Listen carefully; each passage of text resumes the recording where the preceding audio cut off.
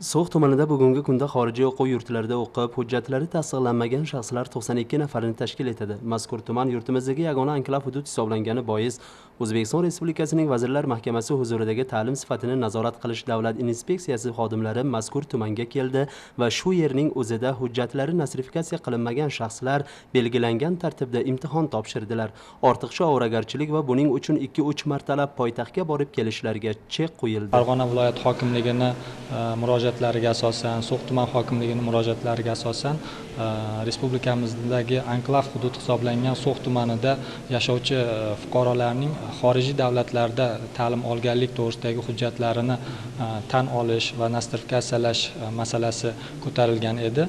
Bu masala yuzasidan demak shu fuqarolarga yanada keng qulayliklar, imkoniyatlar yaratish, ularni ortiqcha ovoragarchiliklardan xalos etish, ortiqcha sarf xarajatlar, uzoq masofaga borib kelishlaridan voz kechish maqsadida, aynan ishchi guruhda qulaylik yaratish maqsadida respublika ishchi guruhi demak mana shu hujjatlarni tan olish va nostrifikatsiyalash jarayonini shu tuman hududini o'zida kelib tashkil etyapti.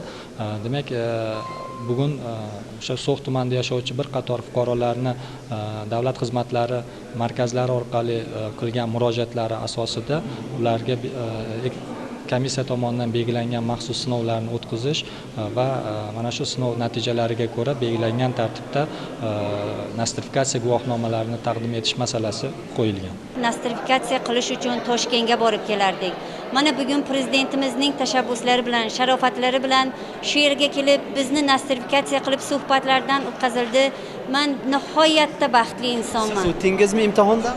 Albatta, men bugun imtihondan o'tdim. Nihoyatda baxtliman. Imtihonda qatnashgan 92 nafardan 52 nafari muvaffaqiyatli o'tib, xorijiy diplomlari nostrifikatsiya qilindi. Bu bilan tumandagi turli sohalarda kadrlar bilan bog'liq muammolar qisman bo'lsa ham bartaraf etildi. Zero, So'x tumanida qariyb barcha sohalarda oliy ma'lumotli kadrlar yetmaydi. Yaratib berilgan bu kabi imkoniyatlar samarasi o'laroq vatanimizning barhayot bo'lagida ertangi bugungidan-da farovon hayotga ishonch, sabr va shukr bilan yashayotgan tog'liklarning yuz-ko'zlarida hayotdan rozilik alomatlari zohir bo'lmoqda. Jahongir Sobirov, Mashhur Hasanboyev Hudud yoshlar informatsion dasturi uchun So'x tumanidan tayyorlandi.